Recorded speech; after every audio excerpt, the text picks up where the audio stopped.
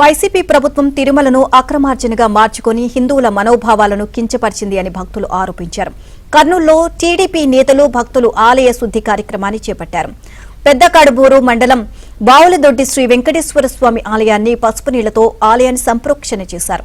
కల్తీ నెయ్యితో తిరుమల లడ్డూలు తయారు చేసి హిందువుల మనోభావాలను దెబ్బతీశారని మండిపడ్డారు.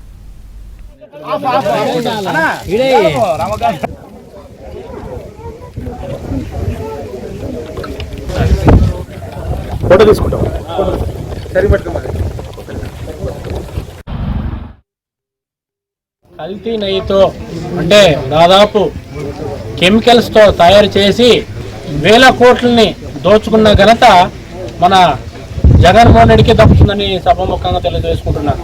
ఆయన సంపాదనకి ఏం కరువైంది, ఉన్నదంతా దోచుకున్నాడు. లాస్ట్కి వెంకటేశ్వర స్వామి లడ్డును కూడా దోచుకోవడానికి కూడా ఆయన వెనకాడలేదు. అందుకే ఆ వెంకటేశ్వర స్వామి ఆయనకి 11 సీట్లకే పరిమితం చేసినాడు. ఈరోజు వాళ్ళకి ప్రెస్ మీట్ పెట్టి మేము చేయలేదని ఎవరైనా ఒక్కరైనా చెప్తున్నారా? ఒక్కరైనా ప్రమాణం చేసి మా జగన్మోహన్ రెడ్డి తప్పు చేయలేదని చెప్పమనండి. ఇంత దుర్మార్గమైన సంపద వాళ్ళకి అవసరమా నేను ఈ సభాముఖంగా అడుగుతుంటున్నాను. అందుకే ఆ వెంకటేశ్వర